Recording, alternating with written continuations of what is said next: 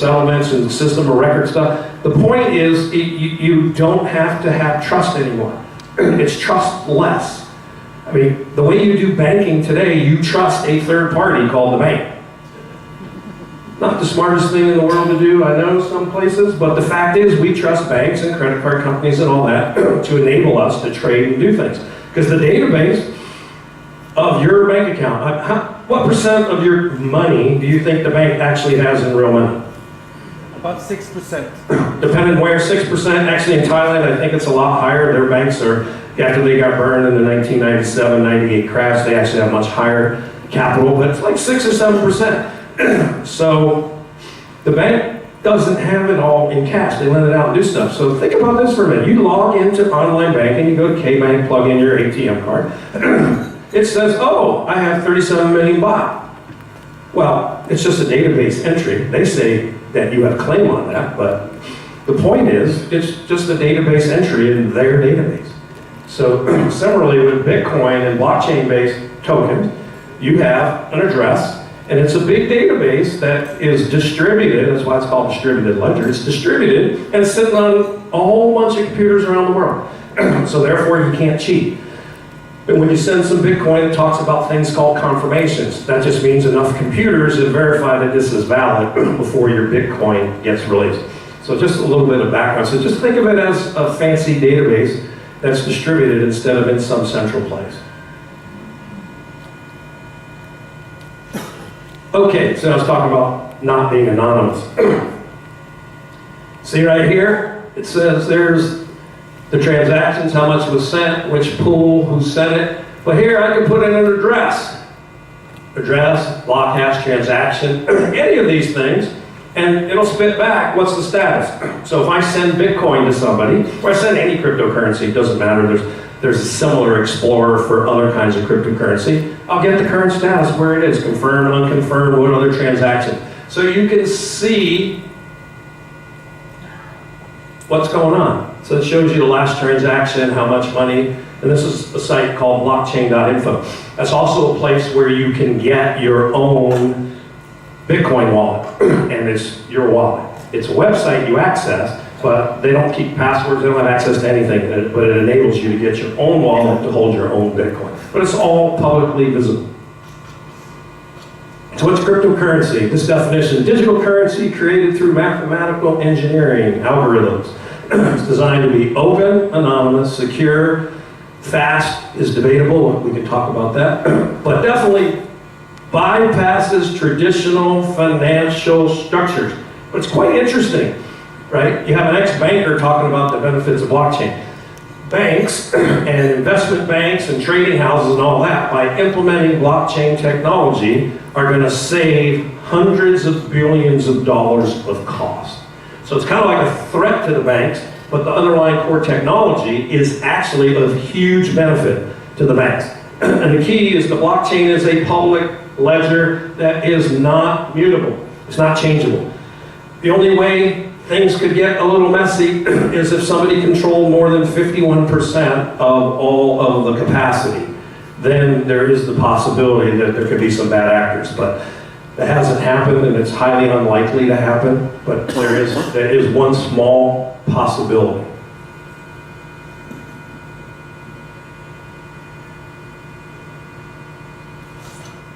There we go. Talk about the history of money and commerce. Okay, we started with our caveman friend, then gold, then eventually you made some coins, then paper money, and way back when, until Nixon took the United States off the gold standard, paper money was at least backed by gold. And you had silver certificate, backed by gold or silver, back then silver certificates or gold. So therefore money actually had some base in value. Then credit cards and plastic can get off the gold standard. Now, Bitcoin or cryptocurrency. It's just the evolution of one way to look at it as money. It's quite interesting though. Different countries, different jurisdictions treat Bitcoin differently. Actually, in the United States, Bitcoin is not considered money. If you all look it up, Bitcoin is considered like property. That's how they consider Bitcoin. Not money. So from a tax perspective, it's if you sell your Bitcoin and convert it back to cash, you just created, in their mind, a taxable event. I don't know how many people have been reading in the news, at least there's a fair number of Americans here who follow possibly what's going on with Coinbase and the IRS. How many people have seen that? Basically, the IRS is saying, hey, Coinbase, which is like the largest wallet provider, Bitcoin provider in America, that has now, I think, 13 million accounts. So today they have 13 million accounts that hold Bitcoin, Litecoin, Ethereum. Guess how many people in 2000, I want to say 2015 is what they're fighting over at the moment. Guess how many people on their tax returns in the United States said they made some money from Bitcoin? No, it's higher than zero. No, it's higher than zero. Anybody venture a guess? 500. How much? I think it's 812. It's either 812 or 912 people said they made some money from Bitcoin and reported it on their taxes. So you know the IRS, you know governments, they say, now we're up to 13 million accounts and 800 or 900 people said they made some money with Bitcoin. We're going to go sue Coinbase for all the records. So they've been fighting, and now they've agreed to release, because I think they lost the last part of the case. Well, they won some, they lost some. The IRS asked for everything, and Coinbase is going to have to give up anybody who moved in and out 20,000 US dollar equivalent of Bitcoin. So it'll get interesting. So what does that tell you? Don't keep your Bitcoin on a wallet provider. Keep your Bitcoin with you personally. Now, I can talk about that a little bit later. But that is the evolution of money. So Bitcoin was created in 2009. That was the first cryptocurrency, first real one. I mean, there was something before that, but it wasn't built the same way. So 2009, so it's kind of new. You know, one of the things people talk about is if you missed out on the internet boom in the 90s, don't miss out on the cryptocurrency boom now, because we're in the middle of it, and there's huge opportunities to be made here and money to be made. Since then, there's been many new cryptocurrencies, which are called altcoins. If you ever see the term alt, A-L-T coins, that just means something other than Bitcoin, because Bitcoin's Bitcoin. Okay, first Bitcoin purchase. This guy's probably wishing he didn't do this, Laszlo. I went and read this. He offered 10,000 Bitcoins for someone to go pick up and get him a couple of Papa John pizzas. He wanted 2 big ones so that he had leftover pizza. 10,000 Bitcoin.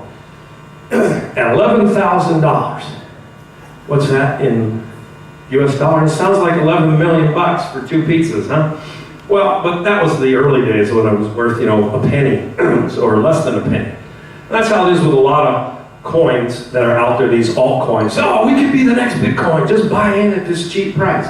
Well, yes, it could, but highly likely it won't. Just keep your eyes open is the point I'll make. Another one, Norwegian student, he bought $27 worth of Bitcoin a long time ago in 2009, 5,000 Bitcoins. Then it was worth 886 when this quote was done. If he kept his Bitcoins, he's got 5.5 million bucks, and he started with $27. So, who's invested in Bitcoin? Well, you got our old friend or not friend, depending on how you look at Microsoft and Gates and company. One time he was the worst person in the world, and he's the best person in the world. Everybody hated Steve Jobs, or they used to love Steve Jobs. But anyway, he's big on Bitcoin. He's saying, it's better than currency. Everything's going to move this way. And I have a video clip of him talking about, because one of the biggest issues in the world today is there's a couple of billion unbanked people who do not have access to a bank account or don't have them. So what are they supposed to do for transactions? Very difficult to grow any wealth or grow anything if you can't even get access to a bank account. Well, there are systems out there. You get access to cryptocurrency with a mobile phone. And mobile phone prices have come down. You can get smartphones or semi-smartphones for less than $100 now. So it's moving that so you can get to people who don't have access to a bank account can get access to cryptocurrency with a mobile phone. So that's where we're seeing. Next, who else is investing? Richard Branson, he's probably up to way more than 30 million, but he's also a big proponent, and he's putting money in startups in the cryptocurrency space, because there's a lot going on, a lot of technology, a lot of things. It's not all just Bitcoin. Then you got Mark Andreessen. He personally put 50 million bucks in, and he's put in way more. Mark Andreessen, ex-Netscape, and he invented the browser. So you got guys like this putting money into cryptocurrencies. So this is Bill Gates talking about that there are over 3 billion unbanked adults in the world. We know the Gates Foundation for its work on infectious diseases, child health, nutrition, agriculture, education, the list goes on. Why does Bill Gates care about finance? Well, it's all about helping the poorest. And one thing they don't have access to is bank accounts. The fee structure, if you have small amounts of money, is just too high. And we got involved in some traditional microlending, but just didn't see how that could scale up and get inexpensive enough. So now we're involved in trying to make sure we get a very efficient digital payment structure set up for all the poorest in the world to get financial products that work for them. What are you doing? The idea is that typically through the cell phone, you should be able to send money to your relatives. You should be able to track the money that's coming in, set aside money to buy seeds the next year. And there are countries where this is beginning to take off. Kenya, Bangladesh, even Somalia, maybe the last country you'd suspect, up in Somaliland, almost half of the GDP is done digitally. I don't need to tell you that the poor have been unbanked for as long as there have been banks. Why is this time different?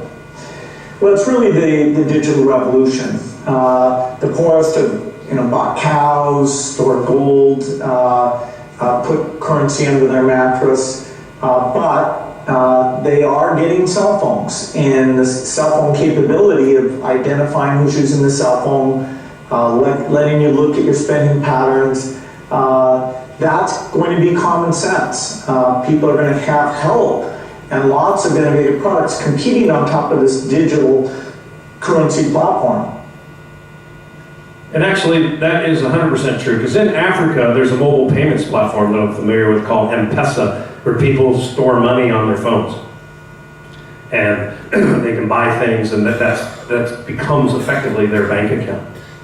So this is enabling, I think it's the combination of the fact that cell phones are everywhere now, prices of cell phones have come way down, so that with cryptocurrency and digital payment systems, the poorest of the poor, I mean, if you have less than $1 a day, you probably don't have the phone, but at least to a whole new level of people can now have access to finance products. So, talk about market caps and talk about price of Bitcoin. Okay, this was, when did I do this? Thursday. $319 billion. Okay, what is this? And then I'll check for see way up here. Cryptocurrencies, 1,324. That means that these guys track 1,324 tradable cryptocurrencies that are on some public exchange somewhere. There's more, but those are the ones that are in coin market cap. 7,000 markets, that's the number of markets and pairs that you can trade. Market cap, 319 billion US dollars approximately. $24 billion traded in 24 hours, and Bitcoin's 56% of that. So that's what that's telling you. So the size, total size of all trading cryptocurrency in the world is 318-ish billion. If I look right now, I think it's up a little bit. But the important thing, coinmarketcap.com will give you that. Another site, World Coin Index, see if you do something very similar. But everybody says, wow, it's great, it's phenomenal. How much foreign exchange is done every day in the Forex markets? Anybody know? 6 to 7 trillion US dollars a day trade. Not the total value of all, but the trading volume. And here the trading volume for 24 hours was $24 billion, and it was kind of high. Now, if I go look right this moment, let's take a quick look. CoinMarketCap.com says that I'll explain a couple of useful things. Let's see, where did we get?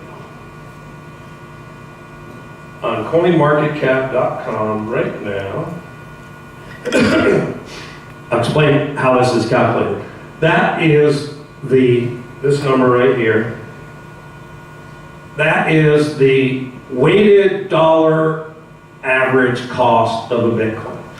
What that means is it looks at all the exchanges that are trading Bitcoin and then weights them based on how much Bitcoin did this exchange trade. So if I look at Bitcoin right now, this moment, it's at, on CoinMarketCap, $11,098.60. But I can guarantee you there's no place where you can actually buy or sell it for exactly that amount of money, because that is a weighted average cost. So if I look, and if you go look when you have time, you'll see the top market for trading Bitcoin is a market called Bitfinex. Bitcoin's the US dollar pair. The last 24 hours traded $491.5 million, and the last price was $10,949. So on that exchange at this moment, that's what you can buy a Bitcoin for. However, if you were lucky and were selling Bitcoin, and you had access to the second exchange called BitThumb, which is Bitcoin versus Korean won, their price is $11,909. So there's it's a $1,000 difference per Bitcoin. $1,000. Now, we live in Thailand. If you don't have a Korean won bank account and you don't have some Bitcoin sitting in Korea, you can't easily take advantage of that fact. So what I tell people, because I have friends in this, oh damn, I got some Bitcoin. What's the price of Bitcoin? I see CoinMarketCap, it's here. And I went, wonderful. Where's your money? What do you mean? Where is your bank account? K-Bank. I go, don't look at CoinMarketCap other than for general things. Because you can't get that price. You can't buy at that price, you can't sell at that price. It's the weighted average of all the markets in the world. What you need to do is go to a site called coins.co.th, and I covered this later, but I just wanted to bring it up here when I talk about how you can get Bitcoin. Thailand makes it really easy. So you go to the site coins.co.th, because that's the only one that matters.